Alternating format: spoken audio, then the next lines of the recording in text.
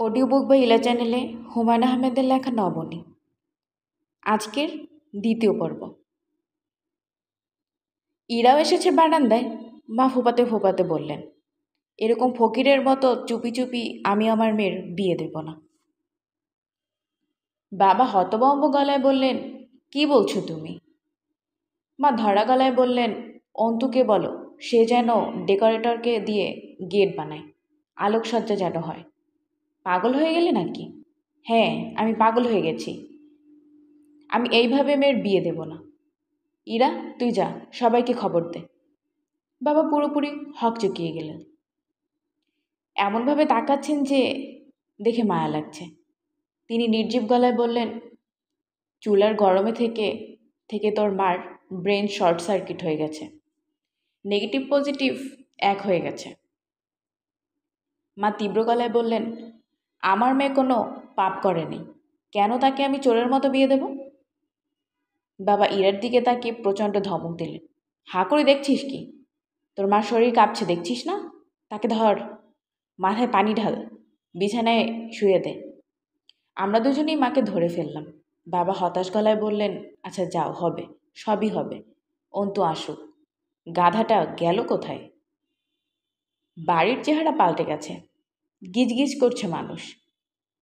আমাদের যেখানে যত আত্মীয় ছিলেন সবাই চলে এসেছেন। শুনছি অতিথিপুরে ছোট খালাকেও খবর দেওয়া হয়েছে, তিনিও নাকি আসছেন। বাড়ির সামনে শুধু যে গেট বসেছে তাই না, আলোকসজ্জা হচ্ছে। কাঁঠাল গাছে লাল, নীল, সবুজ রঙের আলো জোনাকি পোকার মতো জ্বলছে নিভছে। স্টেশন থেকে বর আনার জন্য দুটো গাড়ি জোগাড় হয়েছে। ফুল দিয়ে সেই গাড়ি সাজানো হচ্ছে। ইরার বান্ধবীরা এসেছে, তারা বাসর ঘর সাজাচ্ছে। কাউকে সেখানে ঢুকতে দিচ্ছে না। আমার কোথাও বসার জায়গা নেই। বাবার পিঠের ব্যথা উঠেছে বলে তিনি তার ঘরে শুয়ে আছেন। আমাকে ডেকে পাঠালেন। কাঁদো কাঁদো গলায় বললেন, তোর মামা এসে কী যে করবে ভাবতেই হাত পা ঠান্ডা হয়ে আসছে। চুপি চুপি কাজ সারতে বলেছে। এসে দেখবে মচ্ছব বসে গেছে। কেউ কিচ্ছু বুঝতে চায় না, সব নির্বোধ। অন্তু নাকি ব্যান্ড পার্টি আনতে গেছে, শুনেছিস? না, কেউ কারো কথা শুনছে না, সবাই নিজের মতো কাজ করছে। এটা কি হিন্দু বাড়ির বিয়ে যে ব্যান্ড পার্টি লাগবে? তুমি ডেকে নিষেধ করে দাও। আমার নিষেধ কি কেউ শুনবে? কেউ শুনবে না। যার যা ইচ্ছা করছে। তোর বড় মামা আসার পর দেখবি গজব হয়ে যাবে। পুরোপুরি ইসলামিক কায়দায় আল্লাহ আকবার বলে আমাকে কুরবানি করে দেবে। বড় মামা এসেছেন, ব্যান্ড পার্টিও একই সঙ্গে উপস্থিত হয়েছে। তারা এসেই তুগুল বাজনা শুরু করলো। মামা অবাক হয়ে কিছুক্ষণ কাণ্ড কারখানা দেখে বললেন, ঠিক আছে, বিয়ে বাড়ির মতোই হওয়া উচিত। চুপি চুপি বিয়ে দিলে ওরাও সন্দেহ করত। আল্লাহ যা করেন ভালোর জন্যই করেন, আল্লাহ ভরসা। মামার এই কথা দিয়ে বাবার পিঠের ব্যথা কমে গেল। তিনি ক্রাচে ভর দিয়ে নিজেই গেলেন ব্যান্ড পার্টি দেখতে। গম্ভীর গলায় বললেন, তোমরা সারাক্ষণ বাজনা বাজাবে না। বর আসার পর খানিকক্ষণ বাজাবে, ব্যাস, তারপর কমপ্লিট স্টপ। মুসলমান বাড়ির বিয়ে বাদ্য বাজনা ভালো না। দেখি তোমাদের বাজনা কেমন, একটু শুনি, স্যাম্পল শোনাও। আমি আমার বাবাকে চিনি। বাচ্চারা যেমন ব্যান্ড পার্টি ঘিরে থাকে, তিনিও থাকবেন বাচ্চাদের সঙ্গে। তার একমাত্র তফাৎ হবে তিনি কিছুক্ষণ পর পর বলবেন, ব্যান্ড পার্টি আনার বেকুবি ক্ষমার অযোগ্য। এই বাক্য বলা ছাড়া ব্যান্ড পার্টি ঘিরে দাঁড়িয়ে থাকা বাচ্চাদের সঙ্গে তার আর কোনো তফাৎ খুঁজে পাওয়া যাবে না। শ্রাবণ মাসের 13 তারিখ রাত 11:10 আমার বিয়ে হয়ে গেল। বিয়ে পড়ানোর সঙ্গে সঙ্গেই মুষলধারে বৃষ্টি নামল। মেয়েরা নেমে গেল বৃষ্টিতে কাদা খেলা খেলার জন্যে। উঠোন ভর্তি মেয়ে, এ তাকে কাদায় ফেলে দিচ্ছে, ও তাকে ফেলছে।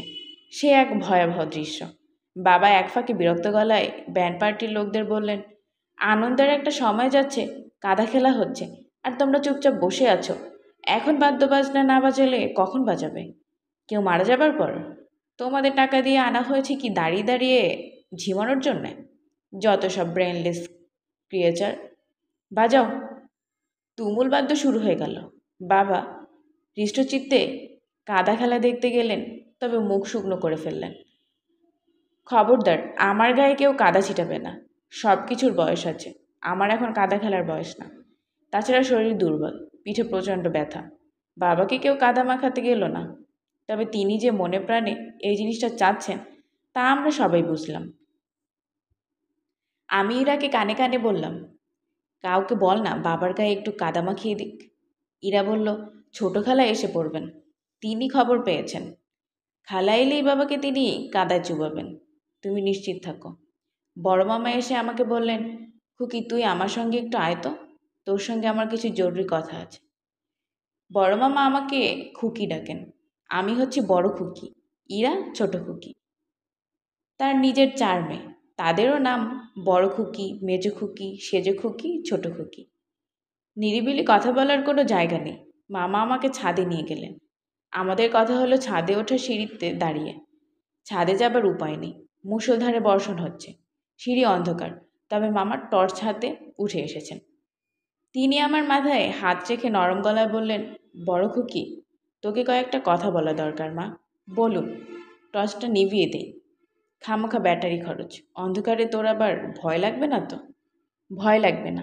বড় মামা বাতি নিভে কিছুক্ষণ অপেক্ষা করলেন, সম্ভবত কথা গুছিয়ে নিলেন। মামা কিছু বলছেন না, টর্চ লাইটটা নিয়ে নাড়াচাড়া করছেন, একবার জ্বালাচ্ছেন একবার নিভাচ্ছেন। তার বোধহয় কাশিও হয়েছে, খুব কাশছেন। আমি বললাম, আপনার কি শরীর খারাপ মামা? হুম, মাথায় যন্ত্রণা হচ্ছে, বোধহয় মাইগ্রেন পেন শুরু হবে। টেনশন হলে এরকম হয়, বয়স হয়ে গেছে এখন, টেনশন সহ্য হয় না। বয়স তো মা কম হলো না। টেনশনের তার কিছু নেই মামা, বিয়ে হয়ে গেছে। হুম, জরুরি কি কথা যেন বলবেন? তেমন জরুরি কিছু না, বিয়ে শাদী ভাগ্যের ব্যাপার, আল্লাপাক যা ঠিক করে দেন তাই হয়, জোড়া মিলানোই থাকে। আমরা খামোখাই দৌড়াদৌড়ি করি, হইচই করি, এর সঙ্গে বিয়ে ঠিক করি, তার সঙ্গে ঠিক করি, নিতান্তই পশুশ্রম করা হয়। যার যেখানে হবার সেখানেই হবে। তুই তোর বিয়ে নিয়ে মন খারাপ করিস না। আমি মন খারাপ করছি না মামা, তোর আরও ভালো বিয়ে হতে পারত, হওয়া উচিত ছিল, সম্ভব হলো না, চেষ্টা কম করিনি। আমি হাসতে হাসতে বললাম, চেষ্টা করেও তো লাভ হতো না, আপনিই তো বললেন জোড়া আগেই মেলানো। মামা বড় করে নিঃশ্বাস ফেললেন, মনে হচ্ছে তিনি নিজের কথা নিজেই বিশ্বাস করতে পারছেন না। আমাকে সান্ত্বনা দেবার জন্যে জোড়া মেলানোর কথা বলছেন, তবে তার বিশ্বাস অন্য। বড় খুকি, জি মামা, ছেলে দরিদ্র, তবে ছেলে খারাপ না। আমি এসব নিয়ে ভাবছি না, তোমাদের যে আমি মুক্তি দিতে পারলাম এতেই আমি খুশি।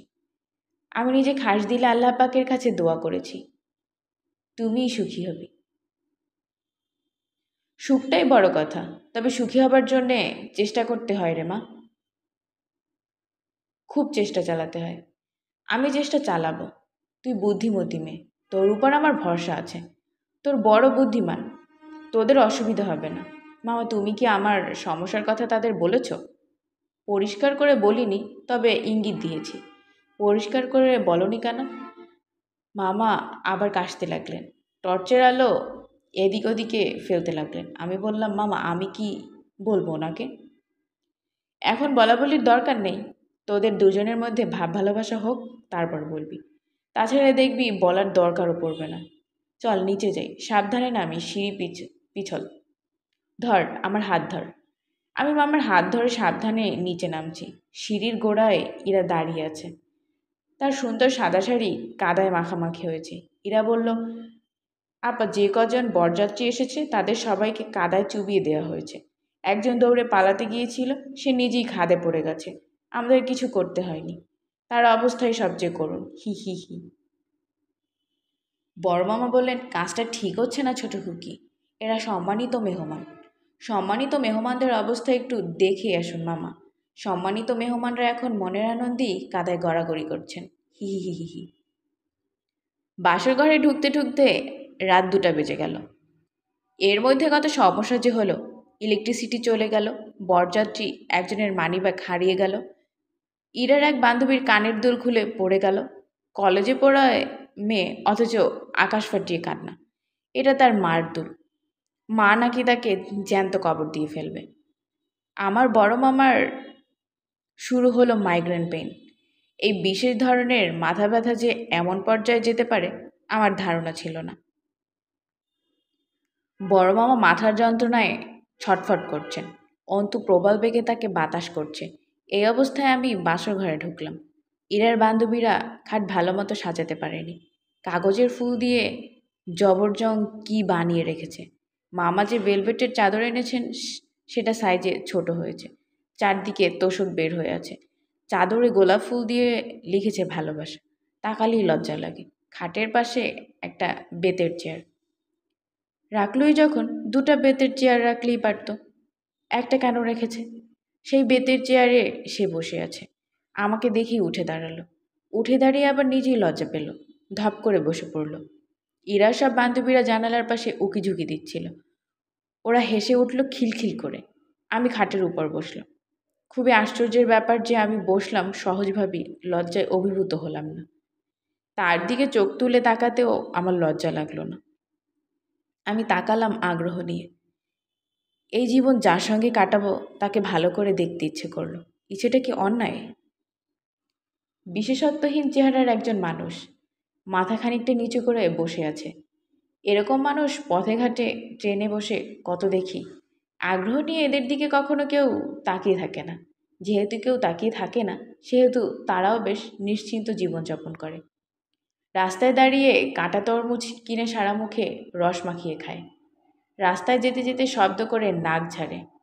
ঘরে আলো কম, ইলেকট্রিসিটি চলে যাওয়ায় এরা একটা হারিকেন এবং একটা মোমবাতি দিয়ে গেছে। বাতাসে মোমবাতি যেভাবে কাঁপছে তাতে মনে হয় যে কোনো মুহূর্তে নিভে যাবে। সে আমাকে দেখছে না, তার হয়তো লজ্জা লাগছে। সে একদৃষ্টিতে তাকিয়ে আছে মোমবাতির দিকে। এ সময় মোমবাতি নিভে গেল।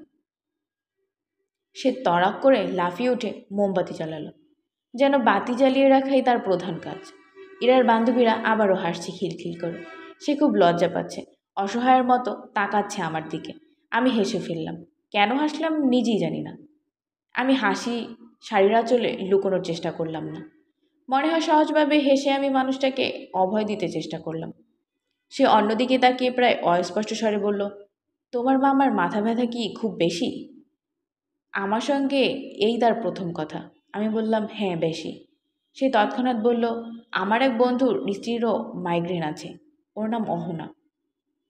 অকুপাংচারে চিকিৎসা করিয়েছিল, এতে কমেছে। মানুষটা কথা বলে সহজ হবার চেষ্টা করছে। আমি তাকে সুযোগ করে দেবার জন্যই বললাম, অকুপাংচার কি? যদিও আমি খুব ভালো করেই জানি অকুপাংচার কি। সে নড়ে চড়ে বসলো এবং খুব আগ্রহের সঙ্গে বলল, অকুপাংচার হলো এক ধরনের চাইনিজ চিকিৎসা। সূচ ফুটিয়ে দেয়। ব্যথা লাগে না? লাগে, খুব অল্প। তার কথা ফুরিয়ে গেল। সে এখন আবার তাকিয়ে আছে মোমবাতির দিকে। বোধহয় মনে প্রাণে চাচ্ছে মোমবাতিটা নিভে যাক। তাহলে সে একটা কাজ পাবে, ছুটে গিয়ে মোমবাতি জ্বালাতে পারবে। আমার বলতে ইচ্ছে করছে, তুমি মোমবাতি নিয়ে এত ব্যস্ত হচ্ছ কেন? তুমি আমার দিকে তাকাও। আমাকে এত লজ্জা পাবার কিছু নেই। তোমাকে আমার পছন্দ হয়েছে।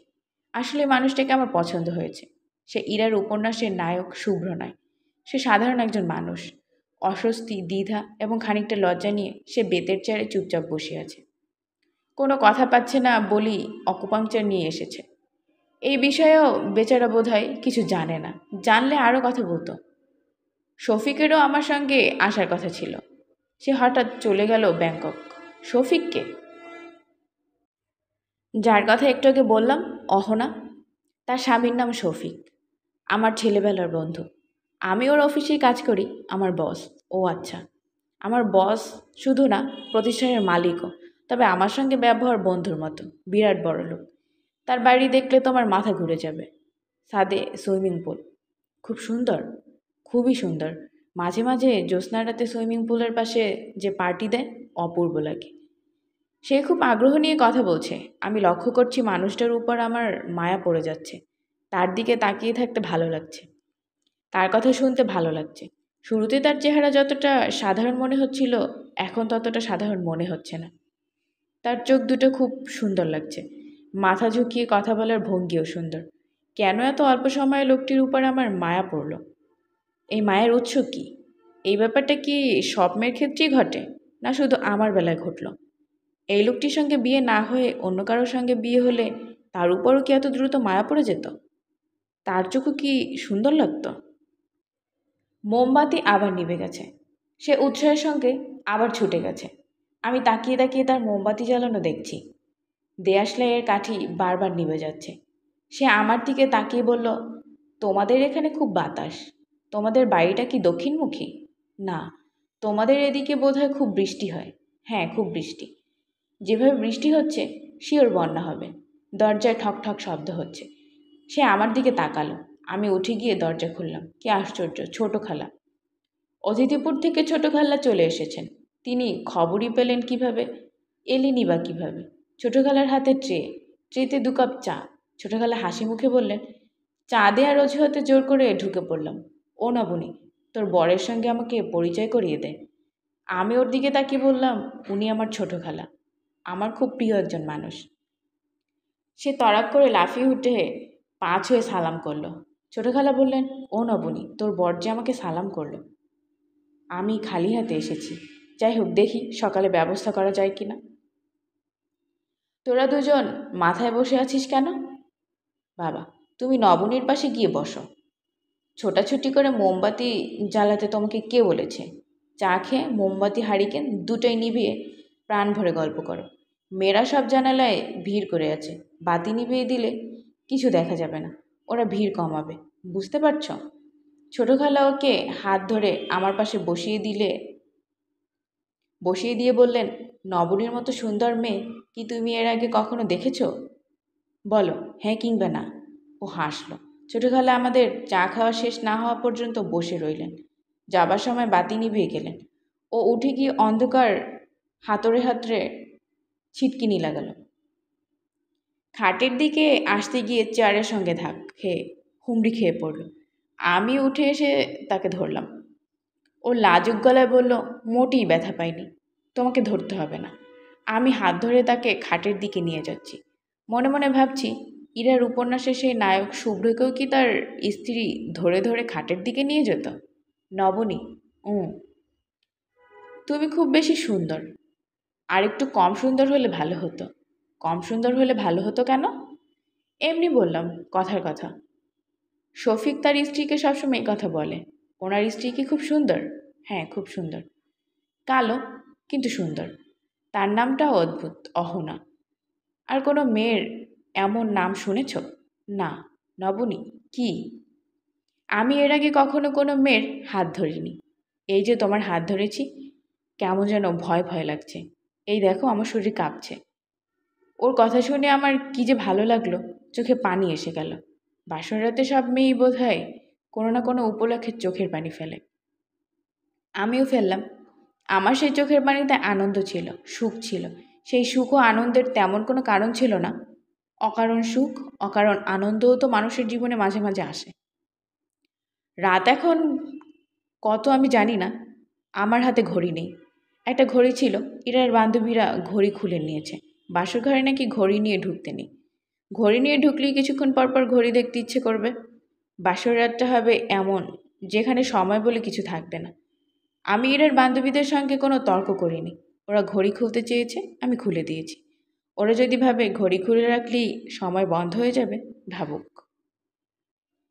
ও বিছানায় একপাশে গুটিসুটি মেরে ঘুমোচ্ছে। খাটের একেবারে শেষ প্রান্তে চলে গেছে। আমার কেবলই ভয় হচ্ছে, এই বুঝি গড়িয়ে নিচে পড়ে গেল। ইচ্ছে করছে তাকে নিজের কাছে টেনে নেই। ইচ্ছে করলেও সম্ভব না। মানুষের সব ইচ্ছে পূর্ণ হবার নয়। তবে আমি বেতের চেয়ারটি খাটের পাশে এনে রেখেছি। গড়িয়ে পড়লেও মেঝেতে পড়বে না, চেয়ারের উপর পড়বে। বৃষ্টি কিছু সময়ের জন্য থেমেছিল, এখন আবার প্রবল বেগে শুরু হয়েছে। বাতাসও দিচ্ছে, শো শো শব্দ হচ্ছে। এবাড়ির কেউই বোধহয় ঘুমোয়নি। বারান্দায় তাদের হাঁটাহাঁটির শব্দ পাচ্ছি। হাসাহাসির শব্দ হচ্ছে। সবচেয়ে বেশি হাসছে ইরা। খিলখিল খিলখিল। হাসছে তো হাসছি। ইরা বোধহয় আজ হাসির বিশ্ব রেকর্ড করলো। কী নিয়ে তাদের এত হাসাহাসি? কাদা খেলা কি শেষ হয়নি, নাকি আজ সারা রাতই চলবে? আমার ঘুম আসছে না। আমি ভোর হবার জন্য অপেক্ষা করছি। ভোরবেলা একা একা ছাদে খানিকক্ষণ হাঁটব। ও যদি জেগে থাকে, ওকেও সঙ্গে নেব। আমার ধারণা এই পৃথিবীতে অল্প যে কটি সুন্দর জায়গা আছে, আমাদের বাসার ছাদটা তার একটা। উঁচু রেলিং দিয়ে ছাদটা ঘেরা। শ্যাওলা জমে রেলিং হয়েছে গাঢ় সবুজ। মনে হয় ইট পাথরের রেলিং নয়, সবুজ লতার রেলিং, বাড়ির পেছনের প্রকাণ্ড শিরীষ গাছটা বেঁকে এসে ছাতার মতো ছায়া ফেলেছে ছাদের উপর। গাছ ভর্তি টিয়া পাখি, সকাল এবং সন্ধ্যায় ঝাঁক বেঁধে টিয়া পাখি উঠতে থাকে, তীক্ষ্ণ গলায় ডাকে ট্যাঁ ট্যাঁ। টিয়া পাখিগুলো খুব অদ্ভুত, এরা মানুষের দেয়া খাবার কখনো খায় না। আমি কতবার ছাদে চাল ছড়িয়ে দিয়েছি, কাক এসে খেয়ে গেছে, টিয়ারা কাছে আসেনি। ভোরবেলা যদি বৃষ্টি না হয় তাহলে আমি ইরাকে বলবো আমাদের দুজনকে ছাদে চা দিতে। ইরা মনে মনে হাসবে, হয়তো ঠাট্টা করবে, করুক ঠাট্টা। এমন একটা সুন্দর জিনিস ওকে না দেখিয়ে নিয়ে যাব তা হয় না। তাছাড়া আমি ঠিক করেছি চা খেতে খেতে ভোরের প্রথম আলোয় ওকে বলবো আমার জীবনের ভয়াবহ সমস্যার কথা। ওকে সমস্যাটা বলে রাখা দরকার। সব শোনার পর সে যদি বলে নবনী তুমি এইখানেই থাকো, তোমাকে আমি সঙ্গে করে নিয়ে যাব না, তাহলে এখানেই থেকে যাব। বিশাল এই বৃক্ষের ছায়ায় বাকি জীবনটা কাটিয়ে দিতে আমার খুব খারাপ লাগবে না, সেই মানসিক প্রস্তুতি আমার আছে। ওকে আমি কিভাবে কথাটা বলবো?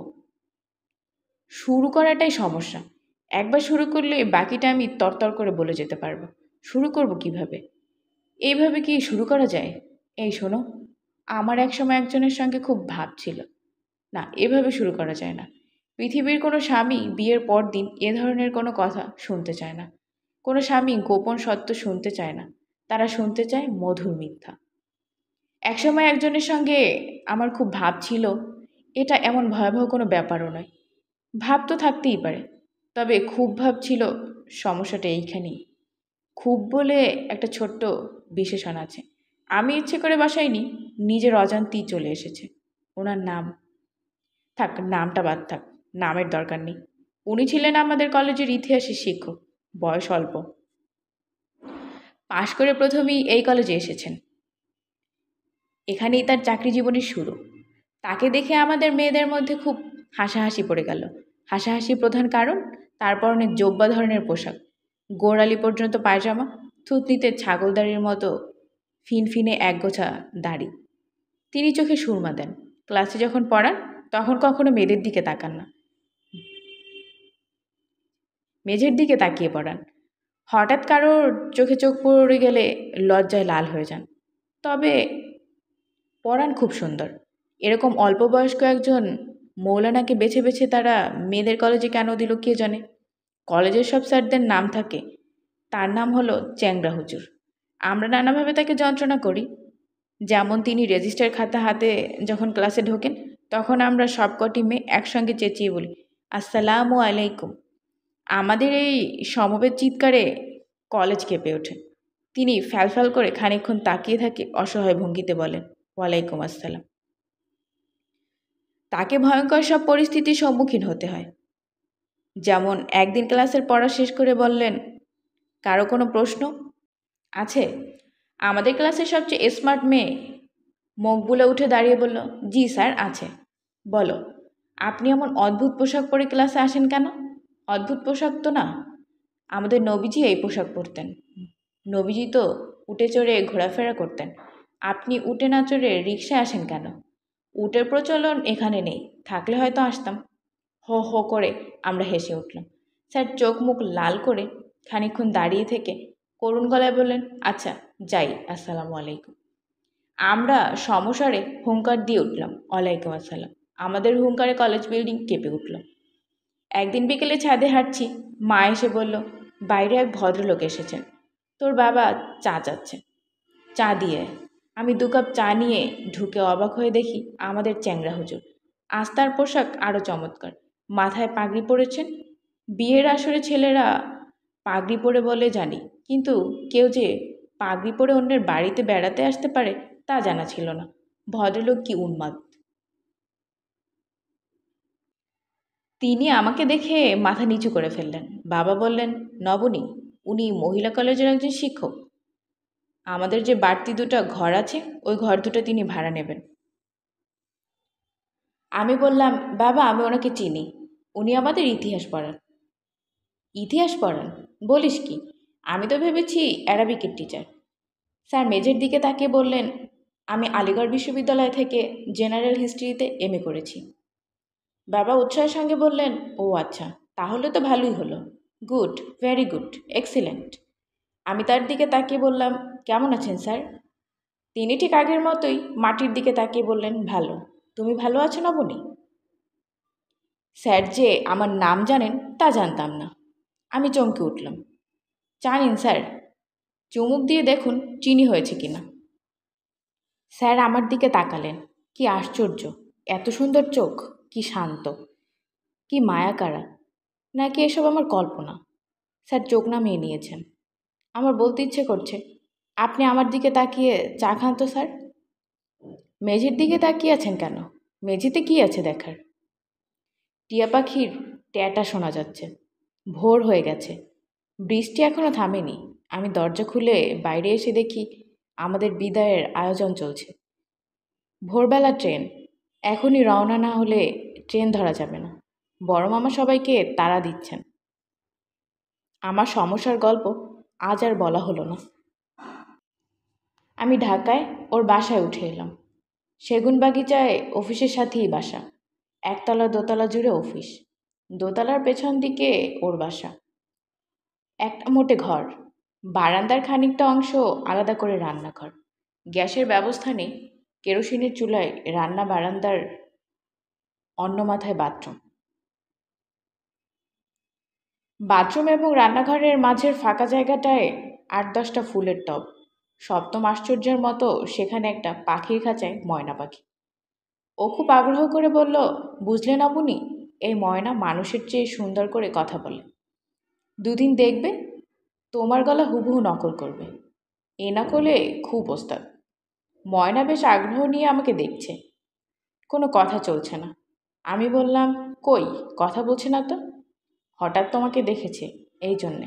কয়েকদিন যাক, তারপর দেখবে ওর কথার যন্ত্রণায় থাকতে পারবে না। আমার বাড়িঘর তোমার পছন্দ হয়নি, তাই না নবনী? হয়েছে, পছন্দ যে হয়নি সেটা তো আমার মুখ দেখেই বুঝতে পারছি। একা মানুষ তো, বিরাট বাড়ি নিয়ে কী করব? তাছাড়া বাড়িটা কিন্তু ভালো, খুব হাওয়া। ছাদে যাওয়ার সিঁড়ি আছে, ছাদে যাওয়া যায়। ছাদে যাবে? আচ্ছা, পরে তোমাকে নিয়ে যাব। টায়ার্ড হয়ে এসেছ, এখন রেস্ট নাও। আমি চা নিয়ে আসি। ও ঘর থেকে ফ্লাক্স নিয়ে ব্যস্ত ভঙ্গিতে নেমে গেল। এই বাসার সব কিছুই ছোট ছোট। সে যে ফ্লাক্সটা নিয়ে বের হয়েছে সেটিও ছোট। ১ কাপ চা ধরবে কি না কে জানে। আমি ঘুরে ফিরে তার সংসার দেখতে লাগলাম। শোবার ঘরে একটা খাট, সেই খাটে একটাই বালিশ। আমার জন্য দ্বিতীয় বালিশ কিনিনি। হয়তো আজ সন্ধ্যাবেলা বালিশ কিনতে যাবে, কিংবা কে জানে, হয়তো একটা বালিশই দুজনকে ভাগাভাগি করে ঘুমোতে হবে। একটা লেখার টেবিল খাটের সঙ্গে লাগানো, টেবিলের সঙ্গে চেয়ার নেই। কাজেই ধরে নেওয়া যায় লেখালেখির কাজ খাটে বসে সারা হয়। টেবিলের পাশে মেডসেফের মতো আছে, সেখানে নতুন একটা টি সেট। দেখেই বোঝা যাচ্ছে এই টি সেট এখনো ব্যবহার করা হয়নি। কাপড় রাখার আলনা আছে, আলনায় কাপড় নেই। কয়েকটা তোয়ালে এবং গামছা ভাঁজ করে রাখা। কে জানে, হয়তো তোয়ালে রাখার জন্যই এই আলনা। দেয়ালে কিছু বাঁধানো ছবি আছে, একটি তার বাবার ছবি। চেহারার মিল থেকে বলে দেয়া যায়। তার পাশে ছবিটি বোধহয় তার মার। এই মহিলা খুব রূপবতী ছিলেন। ফ্রেম বাঁধানো নজরুল ইসলামের একটা হাতে আঁকা ছবি আছে। ছবির নিচে লেখা, art by Noman, class 8, section B. সাহেব তাহলে ছেলেবেলায় শিল্পী ছিলেন। খাটের নিচে রাজ্যের জিনিস, তার মধ্যে মাটির পালকি এবং পুতুল আছে। এইগুলি কী জন্যে রাখা কে জানে, জিজ্ঞেস করতে হবে। আমি হাত মুখ ধোবার জন্যে বাথরুমে ঢুকলাম। বাথরুমটা ঝকঝকে। আমাদের নেত্রকোনার বাড়ির বাথরুমের মতো অন্ধকার এবং স্যাঁতসেঁতে নয়। সবচেয়ে বড় কথা, বাথরুমের উপরের দিকে ভেন্টিলেটরের মতো আছে, যে ভেন্টিলেটর দিয়ে আকাশ দেখা যায়। গায়ে পানি ঢালতে ঢালতে আকাশ দেখার মতো আনন্দের আর কি আছে? মুখে পানি ঢালতেই শরীর জুড়িয়ে গেল। হঠাৎ করে মনে হলো আমাদের দুজনের জন্য এরকম একটা ছোট ঘরেরই দরকার ছিল। ও শুধু চা আনেনি, একটা ঠোঙায় কিছু জিলাপি, আরেক ঠোঙায় কিছু নোনতা বিস্কিট। সে মিটসেপ থেকে কাপ বের করেছে। আমি দেখলাম দুটা না, সে একটা কাপ বের করেছে। ওই কাপটি সে এগিয়ে দিল আমার দিকে। নিজে চা ঢাললো ফ্লাক্সের মুখে। যেন আমি খুব সম্মানিত একজন মেহমান, বাইরের কেউ। নবনী, টি সেটটা নতুন কিনেছি, সুন্দর না? হ্যাঁ, খুব সুন্দর। সেট হিসেবে কিনলে দাম বেশি লাগে। আমি আলাদা আলাদা কিনে সেট বানিয়েছি, অনেক সস্তা পড়েছে। ও আচ্ছা, বিকালে তোমাকে নিয়ে বের হতে হবে। টুকটাক অনেক জিনিস কিনতে হবে। বালিশ কিনতে হবে। তোমার কি কোলবালিশ লাগে? না। তোমার জন্য একটা ড্রেসিং টেবিল কিনেছি। 11 তারিখ ডেলিভারি দেওয়ার কথা ছিল। নিতে গেলাম, বলে পালিশ হয় নাই। এখন বোধহয় পালিশ হয়ে গেছে, নিয়ে আসবো। আর একটু চা দে, ফ্লাক্সের চা আছে। 3 কাপ চা আটে। আমি ওকে খুশি করার জন্যই আরেকটু চা নিলাম। শরবতের মতো মিষ্টি চা, মুখে দিলেই পেটের নাড়িভুড়ি পর্যন্ত মিষ্টি হয়ে যায়। নবনী শোনো, আমি অফিসে যাই, কিছু জরুরি কাজ ছিল। তুমি একা থাকতে পারবে তো? পারবো। গোসল সেরে দরজা বন্ধ করে ঘুমিয়ে পড়ো। তুমি টায়ার্ড হয়ে আছো, তোমার ঘুম দরকার। আচ্ছা, একা একা ভয় পাবে না তো? ভয় পাবার কিছু আছে কি? ভয় পাবার কিছুই নেই। খুব সেফ জায়গা। অফিসের 3 জন দারোয়ান আছে, এরা সবসময় পাহারা দেয়। আর আমি তো আছি, আমি মাঝে মাঝে খোঁজ নিয়ে যাব। খোঁজ নিতে হবে না, আমি ভালোই থাকবো। ছোট বাসা দেখে তোমার মন খারাপ হয়নি তো নবনী? না, দিন এরকম থাকবে না। নিজেই একসময় ব্যবসা শুরু করব। অ্যাড ব্যবসার ব্যাপার স্যাপার আমি এখন সবই জানি। সাহস করে শুরু করলেই হয়। আর একটু চা দেই, ফ্লাক্সে আছে খানিকটা। ও চা ঢেলে দিল। তার মুখ হাসি হাসি। বারান্দায় ময়নাটার কাছে দাঁড়িয়ে অনেকক্ষণ ধরে কথা বল। এই ময়না, কথা বল। বল দেখি নবনী। ময়না খাঁচার ভেতর ছটফট করছে, কথা বলছে না। আমি খাটে বসে দেখছি। ও পকেট থেকে কলা বের করে খোসা ছাড়িয়ে সে ময়নাকে দিচ্ছে। গলার স্বর অনেকখানি নামিয়ে প্রায় অনুনয়ের ভঙ্গিতে বলছে, কথা বল না রে বাবা, বল নবনী। নবনী, কি হয় কথা বললে? আমাকে শোনানোর জন্যই বেচারার এই চেষ্টা। এই পৃথিবীতে তার যা কিছু দেখানোর আছে সবই সে আমাকে দেখাতে চায়। আমাকে অভিভূত করাই তার লক্ষ্য।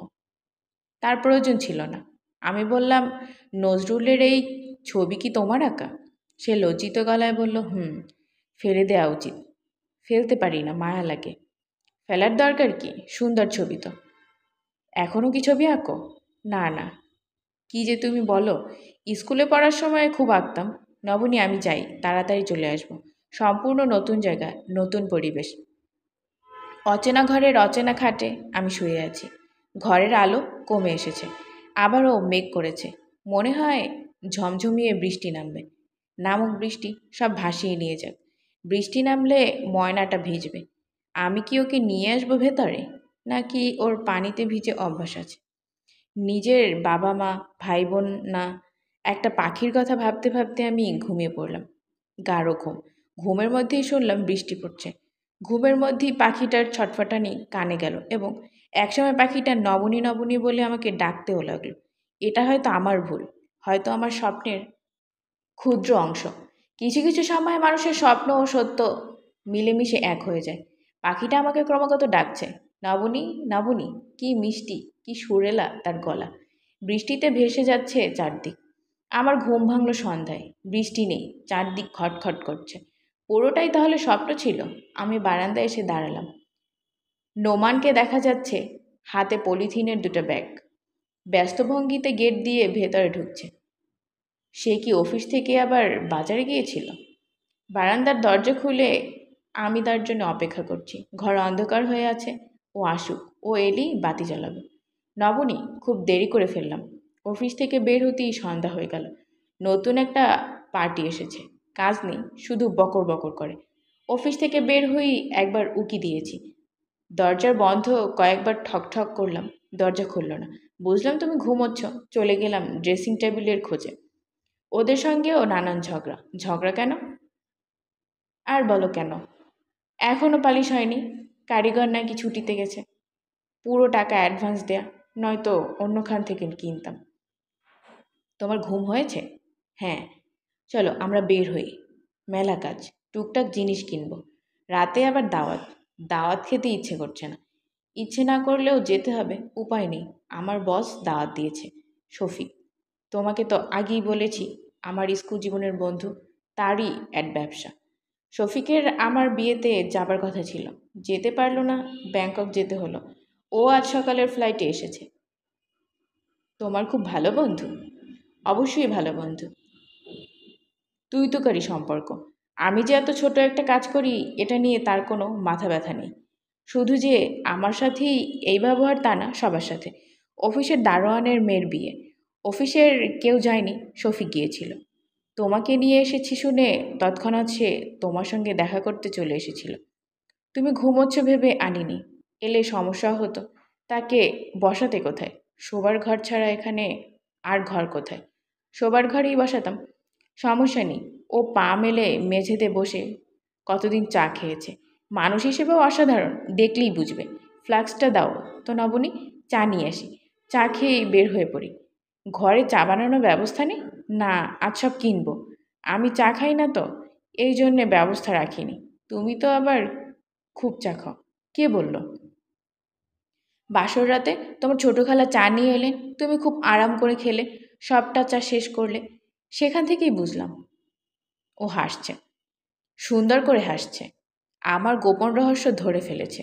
সেই রহস্যভেদের হাসি, আনন্দ ও তৃপ্তির হাসি। ফ্লাক্স নিয়ে যাবার পথে ও আবার ময়নাটার সামনে দাঁড়ালো। আবার সেই অনুনয় বিনয়। বল ময়না, বল বল নবনী, বল তো দেখি, সুন্দর করে বল নবনী, নবনী। কলা খেতে দেব, কলা। ময়না কথা বলার সেই আশ্চর্য বিদ্যা গোপন করেই রাখল। একবার ডেকে ফেললে কি হয়?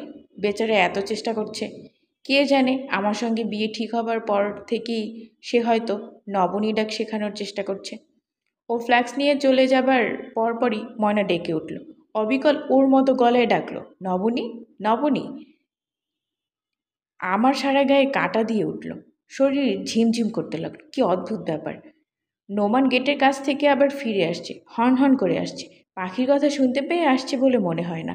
পাখির গলা এত দূর যাবে না, অন্য কিছু হবে। হয়তো মানিব্যাগ ফেলে গেছে। নবনী, কি তোমার জ্বরটা আসেনি তো? অফিস থেকে ফিরে তোমাকে দেখে মনে হচ্ছিল জ্বর এসেছে।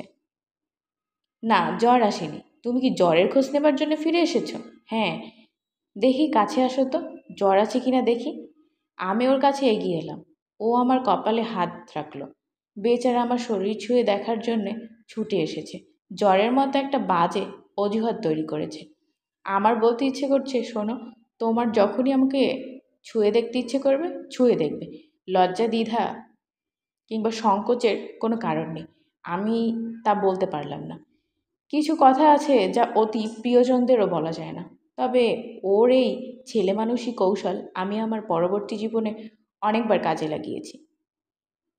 যখন আমার নিজের ইচ্ছে করেছে ও আমাকে ছুঁয়ে দেখুক, তখনই বলেছি, এই দেখো তো আমার জ্বর কিনা, শরীরটা ভালো লাগছে না। ও আমার কপালে হাত রেখে বলেছে, গা পানির মতো ঠান্ডা, জ্বর নেই তো। আমি হেসে ফেলেছি। ও আমার হাসি দেখে হকচকিয়ে গেছে, তবে ব্যাপারটা ধরতে পেরেছে। বড়দের ছেলে মানুষই এক খেলা। দেখলে কত বড় বাড়ি? সে এমনভাবে বলল যেন বাড়িটা ওর নিজের। আমি হাসলাম। ওর ছেলে মানুষগুলো এখন আমার চোখে পড়তে শুরু করেছে। দোকানে কেনাকাটার সময় প্রথম চোখে পড়ল। যা দেখছে তাই দাম করছে। জাপানি একটা ডিনার সেট দাম করলো 52 পিসের সেট, দাম 13,000 টাকা। সে গম্ভীর গলায় বলল, ফিক্সড প্রাইস? ভাবটা এরকম যেন ফিক্সড প্রাইস না হলে সে দরদাম করে কিনে ফেলবে। দোকানদাররা মানুষ চেনে, কে কি কিনবে বা কিনবে কিনবে না তা চট করে ধরে ফেলে। সে জবাব পর্যন্ত দিল না। নোমান তাতে অপমানিত বোধ করলো না বা রাগ করলো না। পাশের দোকানে ফুলদানি দরদাম করতে লাগলো। এক একটার দাম 2,000 টাকা। এমনভাবে দাম করছে যেন 2,000 টাকা দামের ফুলদানি কয়েকটা কিনবে। শফিক সাহেবের বাড়িতে ঢোকার পর থেকে সে আমাকে বোঝানোর চেষ্টা করছে যে এত সুন্দর বাড়ি এই শহরে আর নেই। বাড়িতে কটা ঘর, কটা বাথরুম সমানে বলে যাচ্ছে। আমরা বসার ঘরে বসে আছি, ঝাড়বাতিটাতি দিয়ে এই ঘর এমন সাজানো যে এখানে বসে থাকতে ভালো লাগে না, মনে হয় সিনেমার একটা বাড়িতে বসে আছি। শফিক সাহেবকে খবর পাঠানো হয়েছে, তিনি এখানে নামছেন না। আমরা যেখানে বসে আছি সেখান থেকেই দোতলা সিঁড়ি চলে গেছে। ভদ্রলোক এই সিঁড়ি ধরেই নামবেন। মার্বেল পাথরের সিঁড়ি। এই সিঁড়িতে কোনো দিন হয়তো এক কণা ধুলিও পড়ে থাকে না। আমি সিঁড়ির দিকে তাকিয়েছি। নবনী, বলো তো এ বাড়ির বৈশিষ্ট্য কি? ঢাকা শহরের সবচেয়ে সুন্দর বাড়ি, তা তো বটেই, এছাড়া কি? বলতে পারছি না। এ বাড়ির ছাদে কি আছে বলো? ফুলের বাগান?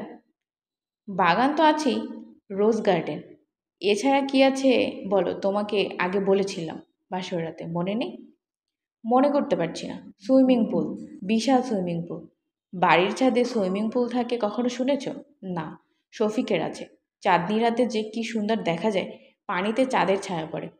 তখন বাড়ির সব বাতি নিভিয়ে দিয়ে দেয়া হয়। মেজাজ ভালো থাকলে অহনা ভাবি গান গান। উনি খুব সুন্দর গান জানেন। তাই নাকি?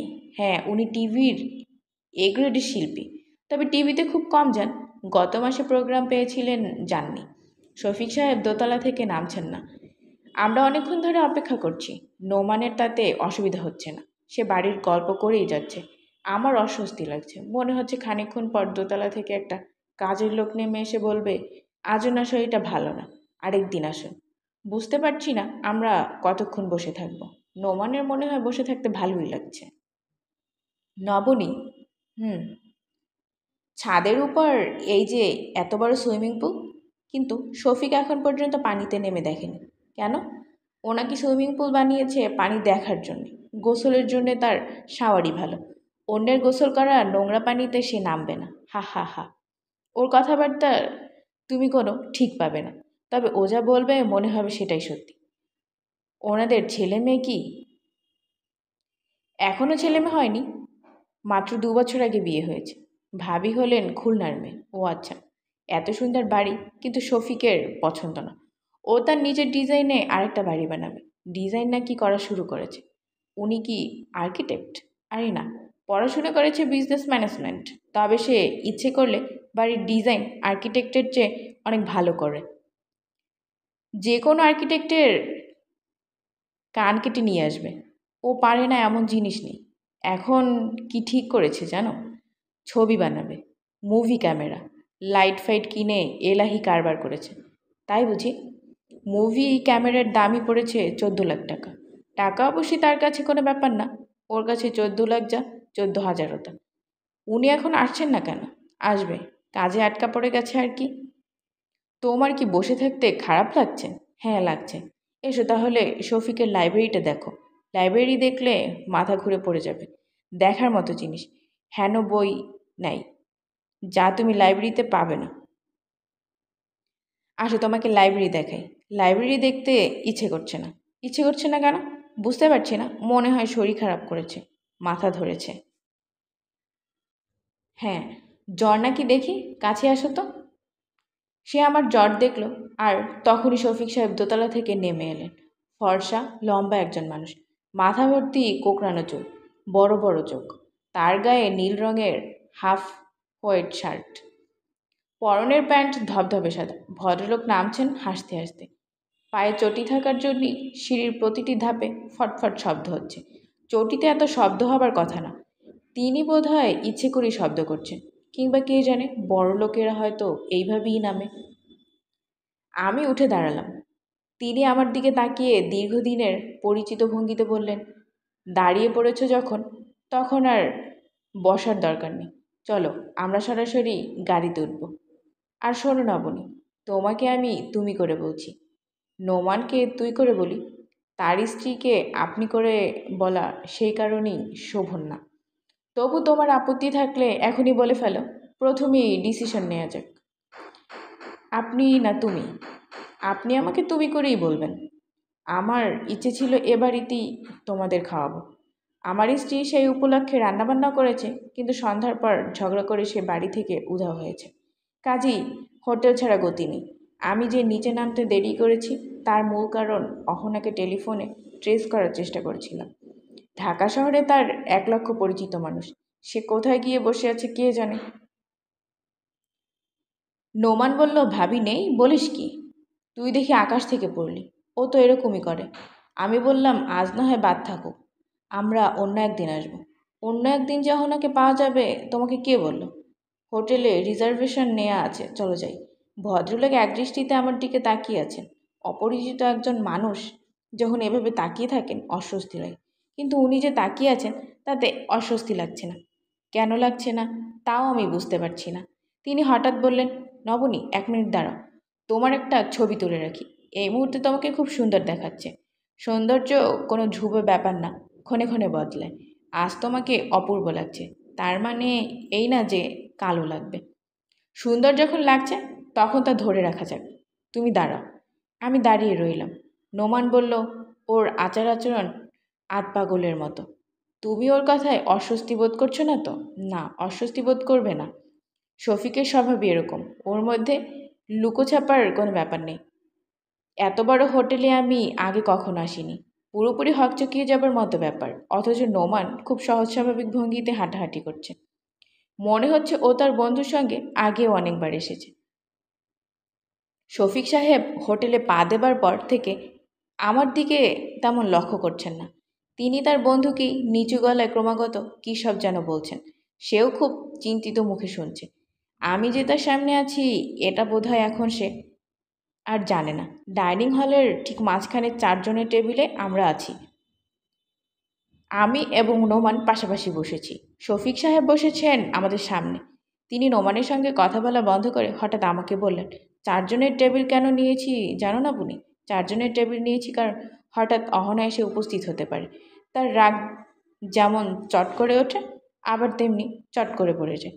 যদি এরকম কোনো ঘটনা ঘটে তাহলে সে খুঁজে পেতে বের করবে আমরা কোথায় আছি। তারপর হাসিমুখে উপস্থিত হবে যেন কিছুই হয়নি। এজন্যই আমি খাবারের অর্ডার এখনও দিচ্ছি না, অপেক্ষা করছি। তোমার খিদে পায়নি তো? জি না। গুড। খিদেটা জমুক। খিদে ভালো মতো না জমলে খেতে পারবে না। হোটেল যত জমকালো তার খাবার তত খারাপ। নোমান, তুই মৃণালদের বাড়িতে একবার টেলিফোন করে দেখ তো, অহনা সেখানেও থাকতে পারে। আমি করেছিলাম, আমাকে নো বলে দিয়েছে। তোকে বোধহয় বলবে না। ও উঠে চলে গেল। শফিক সাহেব সিগারেট ধরাতে ধরাতে আমার দিকে না তাকিয়ে হঠাৎ করে বললেন, নবনী শোনো, তোমার সঙ্গে বিয়ের কথাবার্তা হবার পর নোমান আমার কাছে এসেছিল। তোমার অতীত সম্পর্কে কী সব কথা শুনে ওর মনে বোধহয় কনফিউশন তৈরি হয়েছিল। আমি তাকে বলেছি এইসব কথাবার্তায় কান না দিতে। মফস্বল শহরে মোটামুটি যারা রূপবতী তাদের নিয়ে নানা গল্পগাথা তৈরি হয়। মেয়েগুলোর জীবন হয় অতিষ্ঠ। তুমি তো আর মোটামুটি রূপবতী না, ভয়ঙ্কর রূপবতী। তোমাকে নিয়ে 101টা গল্প তৈরি হবার কথা। যাই হোক, আমি নোমানকে বলে দিয়েছি ও যেন তোমার অতীত নিয়ে কখনোই প্রশ্ন না করে। ও কি জিজ্ঞেস করেছে? না। একবার যখন না বলে দিয়েছি তখন আর প্রশ্ন করবে না। আর যদি করেও তুমি কিচ্ছু করবে না। আমার বলার মতো কিছু নেই, থাকলেও বলবে না। নতুন বিয়ে হওয়া মেয়েরা স্বামীর সঙ্গে দ্রুত ভাব করার জন্যে গড়গড় করে অনেক কিছু বলে দেয়, পরে সমস্যা হয়। নোমান ভালো ছেলে, আমি তাকে খুব পছন্দ করি। আমি চাই না তুচ্ছ সব বিষয় নিয়ে। শফিক সাহেব চুপ করে গেলেন, কারণ নোমান ফিরে আসছে। আমার বিরক্তি লাগছে। আমার সম্পূর্ণ ব্যক্তিগত ব্যাপারে উনি কথা বলছেন কেন? তাছাড়া আমার সঙ্গে আজই তার প্রথম কথা হচ্ছে। প্রথম আলাপে এ জাতীয় প্রসঙ্গ তোলার কোনো কারণ আছে কি? শফিক সাহেব ওর দিকে তাকিয়ে বললেন, পাওয়া গেছে? না। কোথায় আছে কিছু বলল? নোমান মিটিমিটি হাসছে। কোনো একটা আনন্দের খবর গোপন করতে গিয়ে বাচ্চা ছেলেমেয়েরা যেভাবে হাসে সেরকম হাসি। শফিক ওর হাসি দেখেই বললেন, ও কি হোটেলের দিকেই রওনা হয়েছে? হ্যাঁ। গুড। তাহলে খাবারের অর্ডার দেওয়া যাক। আমি আমার পছন্দসই খাবার দিতে বলি। এদের সব খাবার মুখে দেওয়া যায় না। 2-1টা আইটেম শুধু এরা ভালো করে।